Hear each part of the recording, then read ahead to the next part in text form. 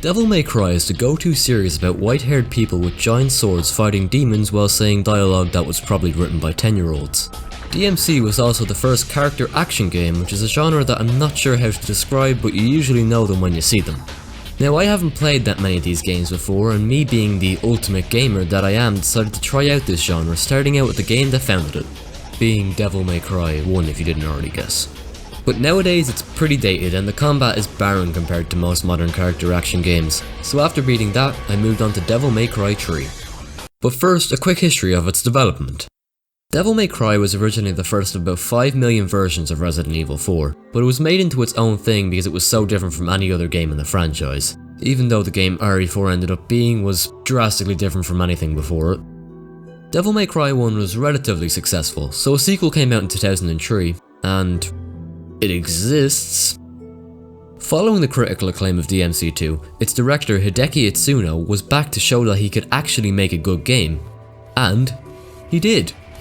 Oh, but some mischievous programmer at Capcom got pissed when all the American reviewers called the second game too easy, so they changed normal mode in the US to actually be everywhere else's hard mode, and the game's normal mode is already really difficult.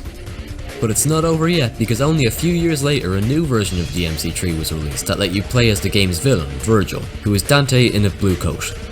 There was also a near endless enemy gauntlet style mode added, and the difficulty was also fixed for the Americans. Now the basic premise of Devil May Cry is not just to kill all the enemies, but to instead straight up embarrass the demons by hitting them all over the room with about 20 different moves without getting hit even once yourself. But when you're playing the game for the first time, you'll probably only be able to do an uppercut and a basic attack before getting killed. This game will utterly destroy you for a good bit before it lets you do the same back, and then you'll move to a higher difficulty and the process repeats. But as for my own experience, I started up the game, I picked a character, a difficulty, and then it asked me to pick a colour. There was no explanation, just yellow or gold. And I looked it up and it turns out it determines whether you restart a mission when you die or you go to a checkpoint. What? Why would you leave something that important to just a random colour question? How is anyone meant to know what yellow and gold mean? They might as well have asked the question in Japanese and it would have made the same amount of sense. The game opens with a bald man entering Dante's shop, inviting him to Vergil's party and then flipping over his desk, which he must have thought was a cool idea in his head, but in reality he ended up looking a bit stupid. Anyway, then Dante is assaulted by a few guys before witnessing a replica of the Leaning Tower of Pisa being erected nearby. Dante, knowing that his brother is a big fan of Italian architecture, assumes that the party must be there. At the start, the game gives you 4 styles to choose from that let you do a few new moves and can be swapped out in between missions. Out of the ones it gave me, I picked Swordmaster because Trickster sounded boring, I didn't use guns much in DMC1, and Royal Guard wasn't explained very well. Once I actually started playing, I noticed some big improvements from the first game. The camera is still fixed, but it's better placed and the story has a much more consistent tone. Most of the time, the original Devil May Cry tried to be cool with Dante as this edgy 90s cartoon character. Then near the end it had these sad moments that were about as out of place as a funeral in a kid's bouncy castle. The voice acting didn't help either. I should have been the one to fill your dark soul with light! Devil May Cry 3 still has some emotional parts, but they have much better build-up and voice work, but most importantly, none of them feature Mr. Cool Mac Skater Dude suddenly breaking down over a character who he'd only spoken to about 3 times. Now, since I haven't played that many character action games, I probably amn't the best person to judge how well the combat stands up to other games in the genre, but I can say that it's pretty fluid and another big step up from the original. With a bit of experimentation, I was actually able to string together some neat combos instead of just repeatedly using the same 2 best moves. That being said, early on I was rarely able to get better than a B in my style rating, but I was improving.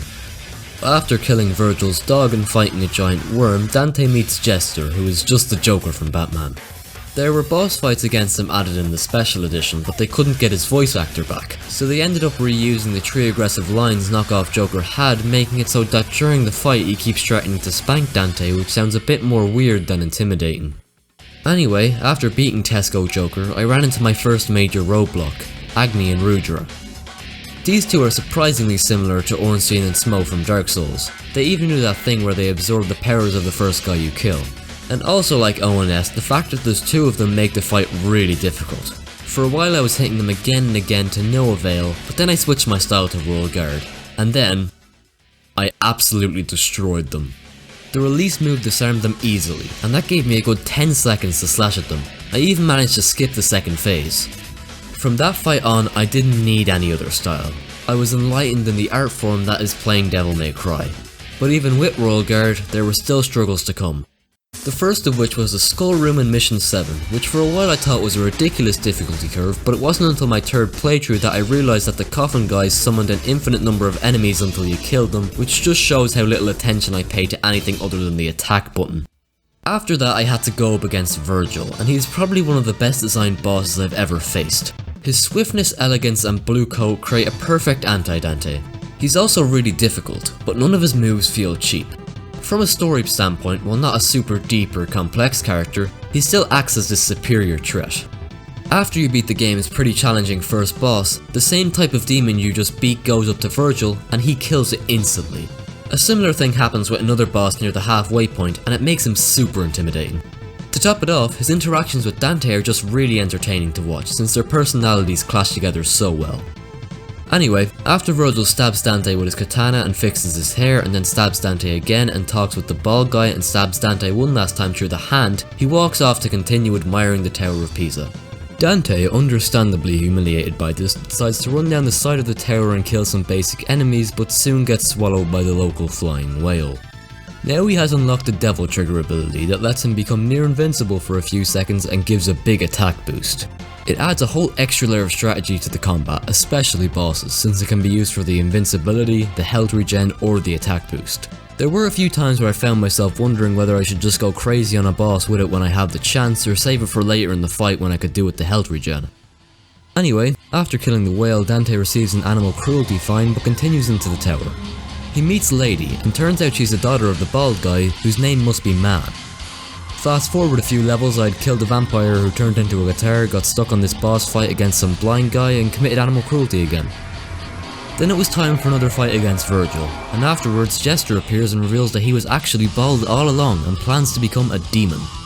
So Vergil generously decides to give Dante his cool new gloves before falling down a pit, and Dante decides to defy the laws of gravity. From here onwards is where I started to have some issues with the game. Despite not having played that many titles in the character action genre, I have developed the belief that players should always be engaged in the combat, whether it be dodging, attacking or blocking. Players shouldn't have to wait doing nothing, especially in a game that encourages aggression through a style meter. If I, after playing 2 of these games, can understand that, then an entire development team at Capcom shouldn't they?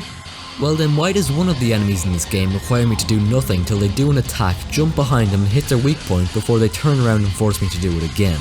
This is Devil May Cry, not Zelda. This sort of concept would work much better in a game where the main point isn't to juggle 12 enemies in the air to get a better letter in the alphabet on the side of the screen. There's a similar problem with these flying guys that can disappear into walls. The lack of aerial moves make them tedious in comparison to the other flying enemies that can be shot down and then dealt with on the ground. I also have a more minor issue with the chessmen in that their long wind-ups make the game feel slow, but other than that they're alright. What I'm trying to get across here is that the combat is great, but some of the enemies don't work with it, which is the only big drawback I found in the game that's otherwise really fun. So I worked through the final stretch of DMC3 and was starting to consistently get A ranks in fights, which really made me feel like I was improving. After reaching the top of the tower, Dante goes into some hell dimension through a really cruel boss rush that you'd probably need to dedicate a whole day to on Dante Must Die since there's no mid-mission saving. Upon confronting our bald friend, he finally gets his wish and turns into a demon, but he just became a purple blob, which was really disappointing. I was hoping he would at least get his hair back, but he seems satisfied, so good for him. Anyway, Vergil teams up with Dante halfway through the fight, which is a neat moment but doesn't last very long since the two decide to fight over some random sword. I really like this final fight with Vergil. It's the definition of challenging but fair, and the arena is great too. After finally properly beating him, Vergil goes off to fight the villain of the first game, and Dante comes up with the name of his business through a pretty mediocre quote from Lady. Then there are these cool playable credits that should be a lot more common in the industry than they are, considering that this is an interactive medium, unless it's a Hideo Kojima game. But even after beating the main story of Devil May Cry 3, there was still more to do, as I had unlocked the ability to play as Vergil, and this was one of the rare cases of a game that I wanted to jump right back into after completing. At the start of Vergil's campaign, you get this cutscene that makes it seem like this will be its own separate story, but no, Capcom gave the devs deadlines and this is the only new thing story-wise, and every cutscene from the main story is skipped. But in gameplay, Vergil gets a bunch of new stuff. A slightly altered Beowulf, Force Edge from DMC1 with some new moves, and finally the Yamato. Vergil has all three equipped at once, and I found myself liking them a lot more than Dante's Devil Arms. They all feel equally useful as opposed to the guitar that came right from the Gimmick Factory and Cereberus that did about as much damage as a stick and was only useful in one boss fight. Just a few missions in, I'd found that the Yamato was good for basic enemies, Beowulf for stronger ones, and Force Edge for bosses. I also had a lot of fun combining moves from different weapons. I'd use Force Edge to launch enemies in the air, do Yamato's aerial attack, then Starfall followed by Lunar Phase with Beowulf. All this experimenting meant that I was getting S and SS ranks in almost every fight, and I think that learning and improving at combat is one of the most fun parts of my experience with DMC3. As you would expect, going through the game again in a harder difficulty with a new moveset led to me struggling in places that I didn't before. Particularly against the horse boss, which didn't give me too much trouble the first time around, but since I couldn't use the missiles to charge World Guard anymore, it became a massive pain and ultimately was for me the hardest boss in Vergil's campaign. So, Vergil mode is pretty solid. I was a bit disappointed that for his boss fights they just gave Vergil a red coat instead of replacing him with Dante, but as I said, Capcom probably had deadlines. I don't think I prefer either character, both have their benefits. One is more simple and fun, whereas the other has about 200 different moves and is more entertaining in the long run. And that was Devil May Cry 3. I'm currently about halfway in very hard mode as Dante, and the enemies are proving to be really punishing. I think I'm gonna put it down for a bit to focus on other games, but DMC3 is still just plain fun and super replayable. Let's hope in the next game Dante isn't so keen on destroying replicas of famous monuments.